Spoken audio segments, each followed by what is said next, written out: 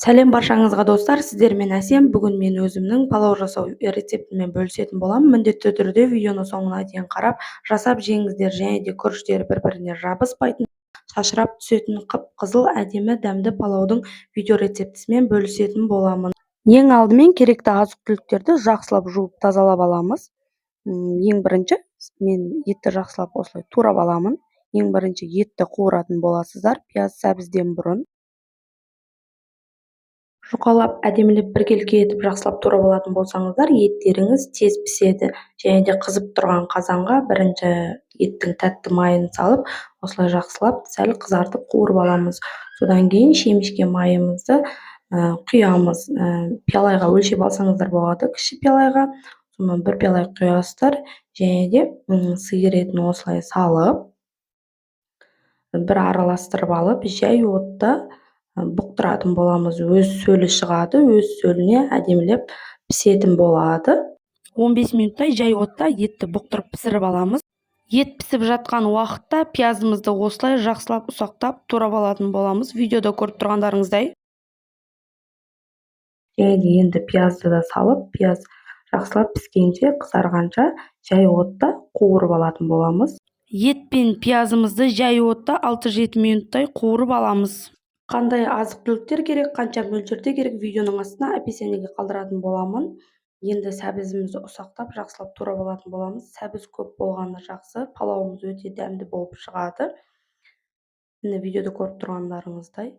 Және де енді пияз бен етіміздің үстіне сәбізімізді салып, жақсылап араластырып, 6-7 минуттай жай отта пісіріп аламыз.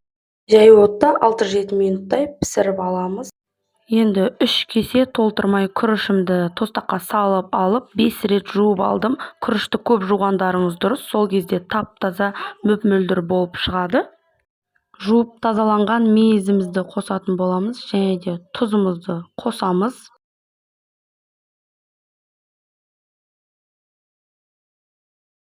Төрт кесе су құятын боламыз. 4 пиала су қостым. Себебі ет 1 сағаттай қазір қайнайтын болады. 1-1,5 сағаттай жай отта етті қайнатып аласыздар. Бір қайнағаннан кейін астын басып, жай отта қайнатып аламыз. Міне, етіміз пісті, дәмін көрдім, тұзының дәмі дұрыс. Ет, сәбіз, пияздың үстіне осылай күрішімізді салып аламыз. Біркелкі етіп, әдемілеп қойып, еттің бетіне осылай күрішімізді жайып шығасыздар. Видеода көріп тұрғандарыңыздай жасайсыздар. Осылай тегістеп аламыз. Суы тартылғанша қайнатып аламыз. Орташа отта, қатты емес, жай емес, орташа отта қайнайды.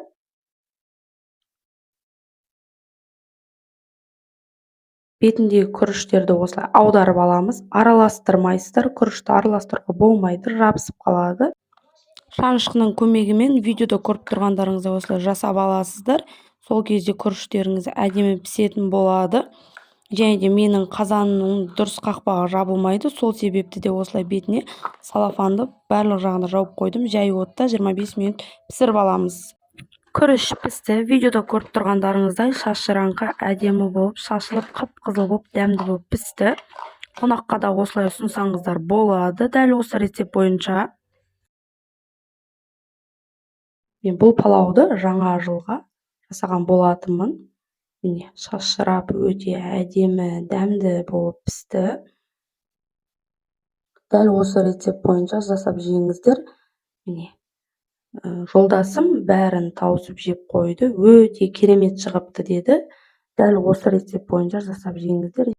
Видео ұнаса лайк басып, комментарий жазып қойыңыздар.